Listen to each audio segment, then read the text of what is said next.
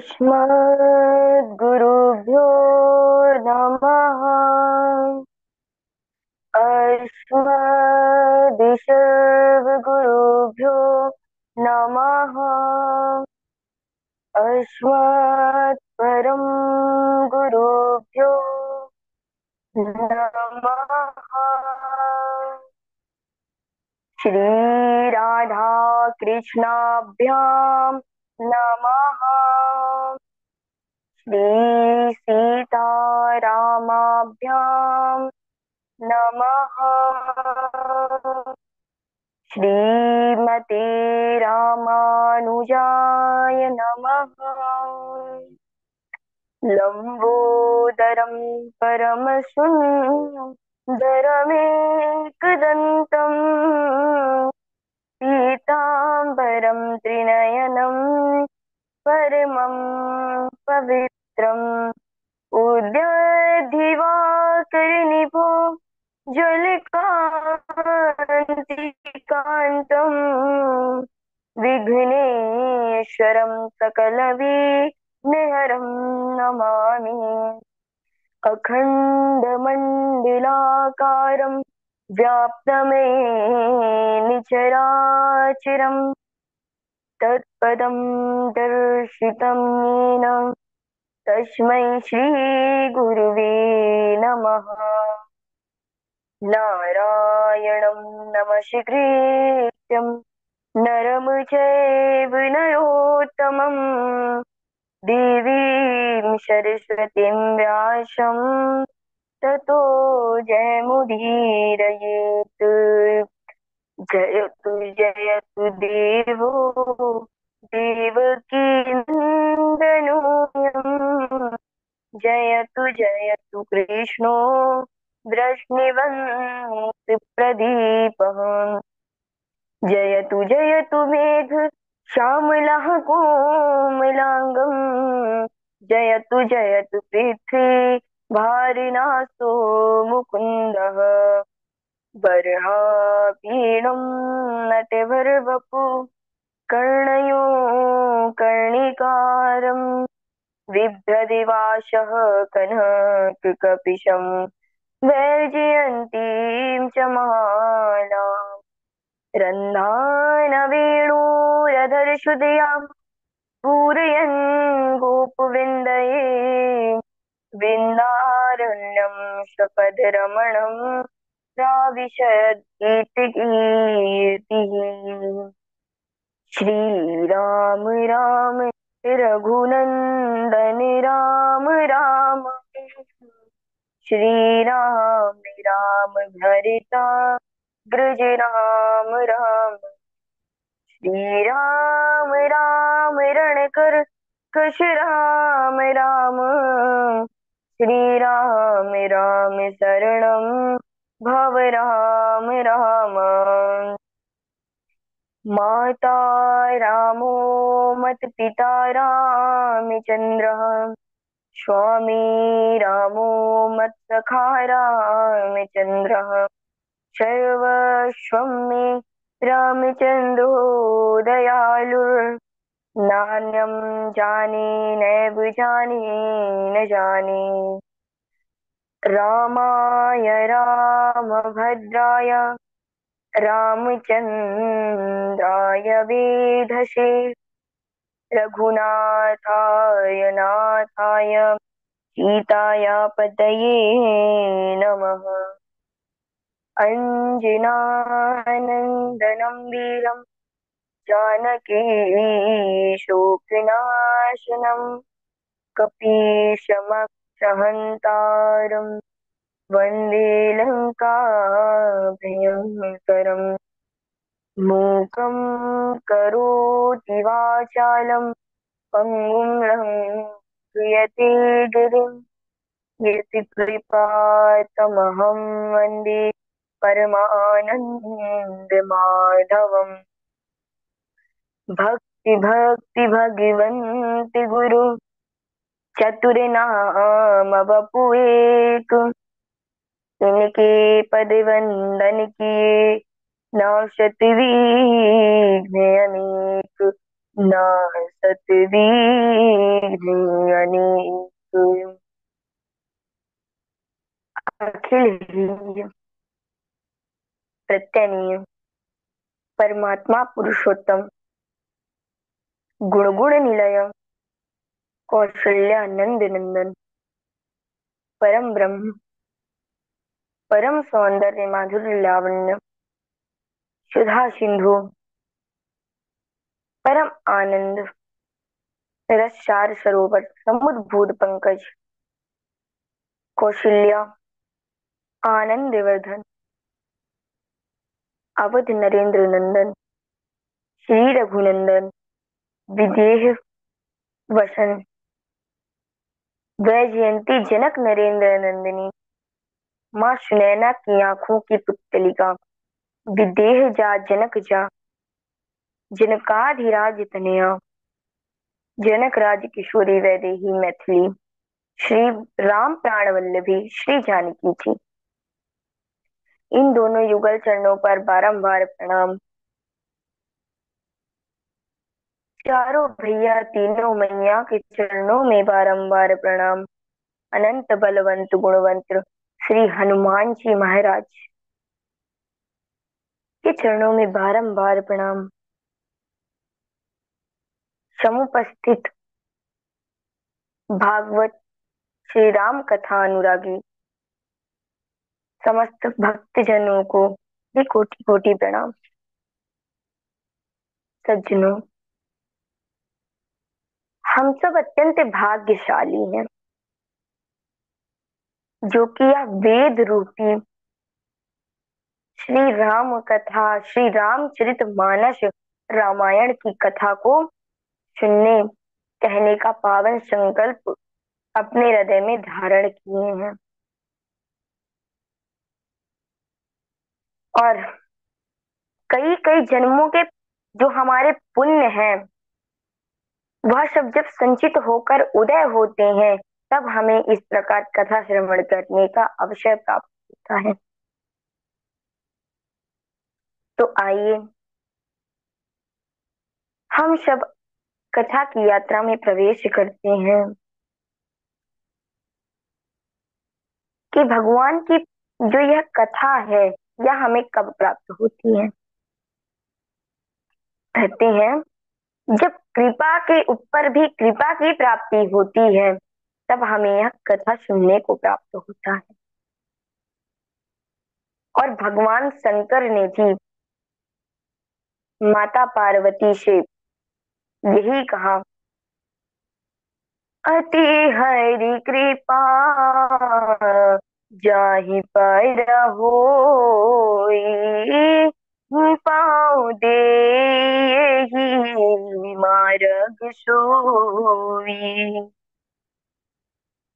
कि जिसके ऊपर भगवान की अति कृपा हो जाती है, विशेष कृपा हो जाती है, उसे ही यह राम कथा रूपी कथा श्रवण करने को प्राप्त होती है। और महाराज भगवान श्री राम के जो महिमा है, पावन कथा की जो महिमा है, वह उसकी जो महिमा है बहुत बड़ी है। कहते हैं मंगल करनी कली मलहरनी तुलसी कथा रघुनाथ की गति कुर कविता शरित की जो शरित पावन पाठ की। कि श्री रघुनाथ जी की जो कथा है मंगल करनी, मंगल करने वाली है, कलिमल हरनी पापों को हरने वाली है। तुलसी कथा रघुनाथ की, भगवान की कथा मंगल करने वाली है और जो हमारे अवगुण है, दोष है, सबको हरण करने वाली है। और चरितम रघुनाथस्य सतकोटि प्रविस्तरम एकैकमक्षरं पुंसां महापातक नाशनम। रामचरित्र के प्रत्येक अक्षर में महापातक को विनाश करने की शक्ति है। जो राम चरित्र है उसमें हर शब्द में महापातक को नष्ट करने की शक्ति है, पाप को नष्ट करने की शक्ति है। और इस संसार में राम जी से बढ़कर सत्य मार्ग पर आरूढ़ कोई दूसरा है ही नहीं, क्योंकि राम, हमारे राम जी का नाम ही है मर्यादा पुरुषोत्तम। रामायण का अर्थ है श्री रामस्य चरितान्वितम अयनम शास्त्रनम। रामचरित्र से संयुक्त, जो रामचरित्र से संयुक्त संपूर्ण शास्त्र है उसे ही रामायण कहते हैं। रामायण का सीधा अर्थ है राम, राम धन अनय। मतलब जो राम जी का घर है वही रामायण है। क्योंकि महाराज जब प्रभु अपने गोलोक धाम के लिए जा रहे थे तो उद्धव जी की प्रार्थना करने पर प्रभु ने जो अपनी शक्ति है वह पुराणों में निहित कर दी थी कि जो भी कलयुग में जो भी इस कथा को श्रवण करेगा उसे मुक्ति की प्राप्ति हो जाएगी। जिसके द्वारा भगवान राम की प्राप्ति हो उसे ही रामायण कहते हैं। अब महाराज जो श्री राम जी की चरित्र है, श्री राम जी की कथा है, चरित्र है, इसका फल क्या है?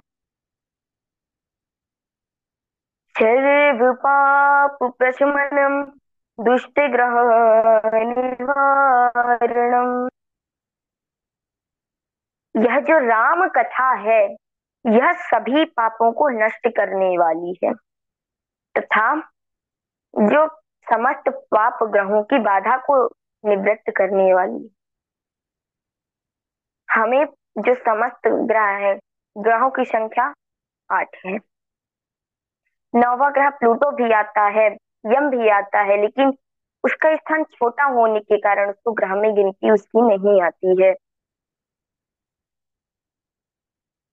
इन ग्रहों के अतिरिक्त एक और मंगलमय ग्रह है, और महाराज जब वह ग्रह हमें स्वीकार कर लेता है तो अन्य ग्रहों की कुछ भी नहीं चलती।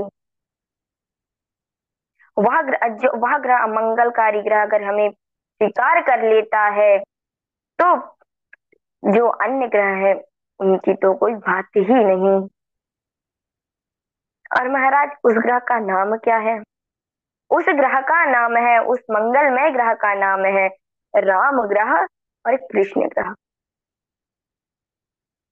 और राम कथा का जो उद्देश्य है वह है चरित्र निर्माण। क्योंकि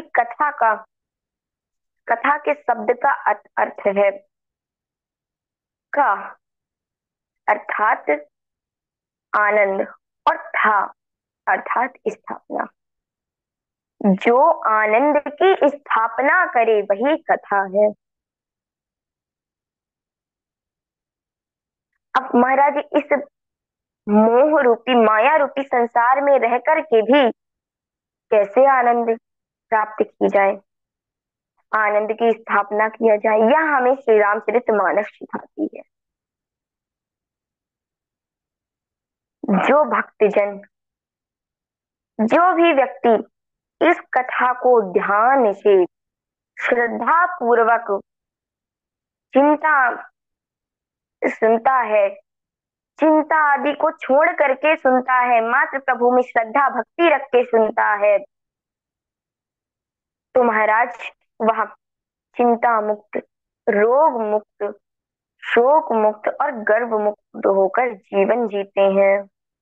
मतलब उनके जो जीवन में कठिनाइयां होती हैं वह सरल हो जाती हैं, उनका जो मार्ग होता है वह सरल हो जाता है।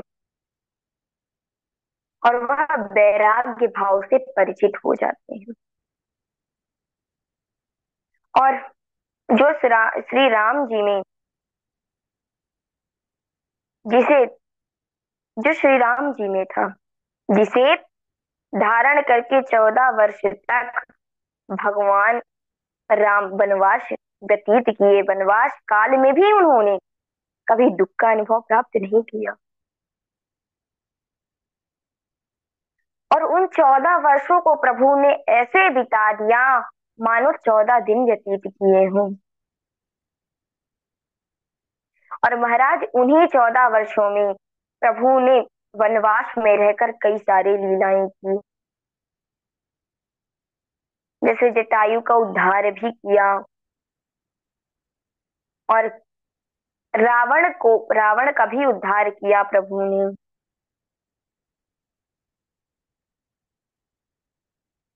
कि महाराज कर्म योगी जो मनुष्य होता है,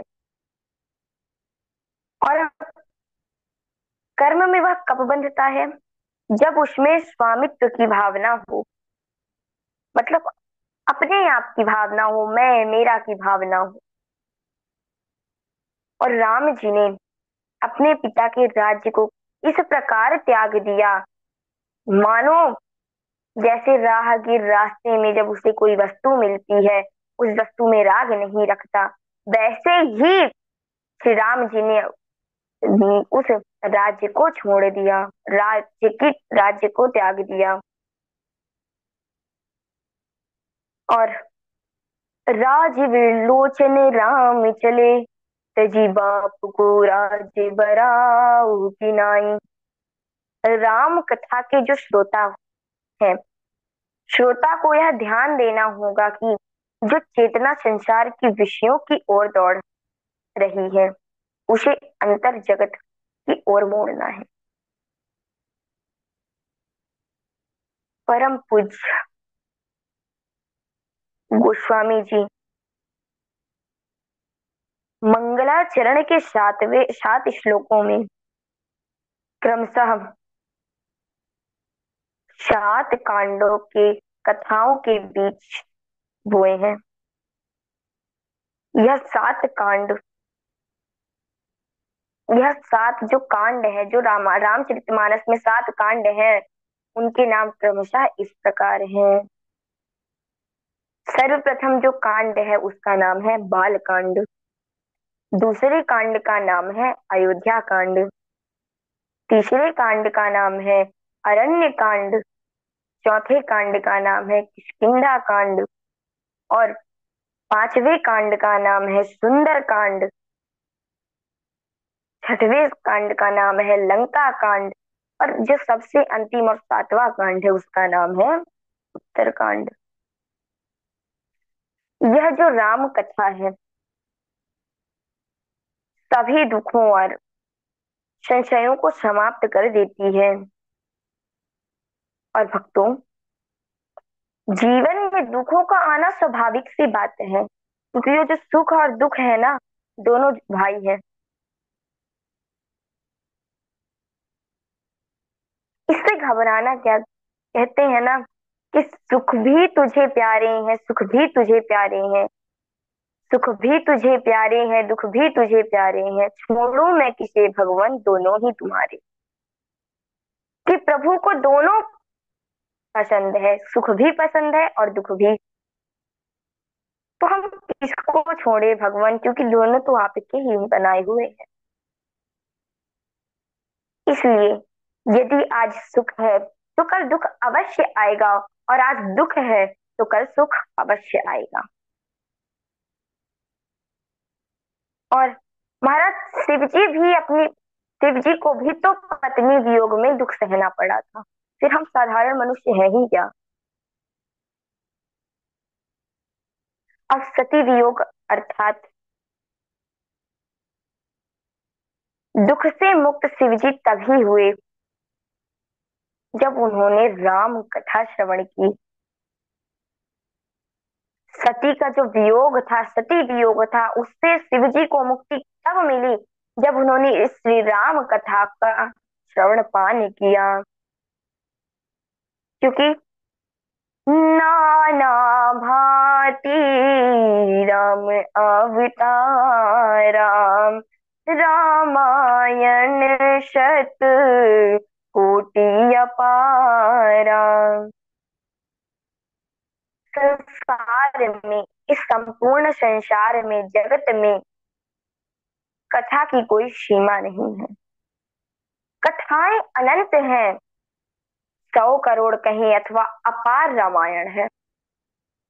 फिर भी तुलसी राम कथा लिख रही हैं, क्योंकि कोई तो कारण होगा रामचरित की मान रचना करने का निर्देश। और यह निर्देश तुलसीदास जी को शिवजी से प्राप्त हुआ, क्योंकि महाराज शिव जी की आराधना राम जी करते हैं और राम जी की आराधना शिव जी करते हैं।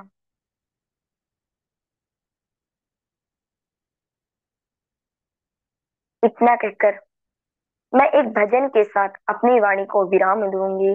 बोलिए सियावर रामचंद्र की जय।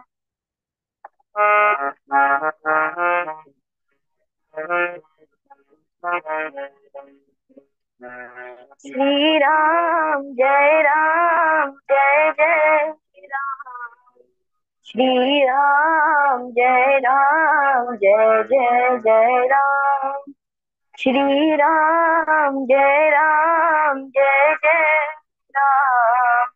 श्री राम जय राम। श्री राम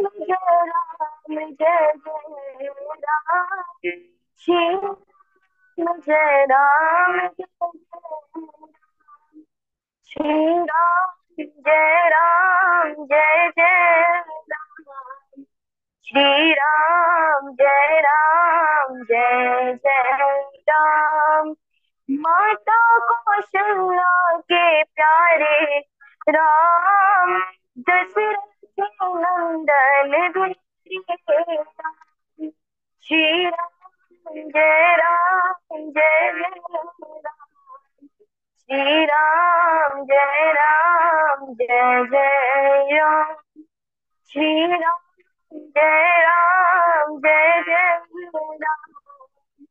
श्री राम जय राम।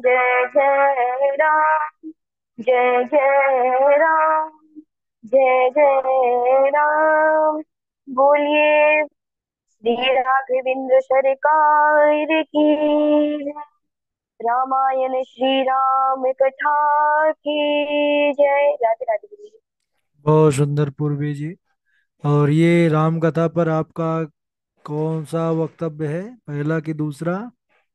पहला। अच्छा, अरे तब बहुत सुंदर, बहुत बढ़िया, बहुत अच्छी बोलने की शैली है। और धीरे धीरे देखिए, ये रामचरित्र में अभी प्रवेश हुआ है, राम जी की कथा। थोड़ा कन्हैया जी की कथा अलग है, क्योंकि लीला प्रभु की अलग अलग होती है युगों में। तो राम जी के चरित्र में प्रवेश हुआ है और पहला वक्तव्य इतना बढ़िया है, हमको विश्वास है कि अब आगे वाले वक्तव्य बहुत अच्छे होंगे। थोड़ा सा पहली बार में क्या होता है, जैसे ही हमारा प्रेम और राम जी के उसमें घुसते जाएंगे, वैसे ही आनंद और एक तारतम्य बनता जाएगा वक्तव्य में। वो पहले में आप इतना अच्छा बोल पाई हैं इतनी देर तक, वही बहुत बड़ी बात है। ठाकुर जी कृपा बनी रहे। सभी प्रसन्न है, हमारे विशाल जी लिख रहे हैं, नियति जी, चमन लाल जी, पावनी जी, देवेश जी, चेतना जी, सब बहुत प्रसन्न है आपके वक्तव्य को सुन करके। बस गुरु जी, ये आपकी कृपा से और राम जी भगवान जी की कृपा से मैं इतना भी बोल पा रही हूँ। नहीं, बहुत अच्छा। राघव जी कृपा से और आगे बहुत बढ़िया बोलेंगे।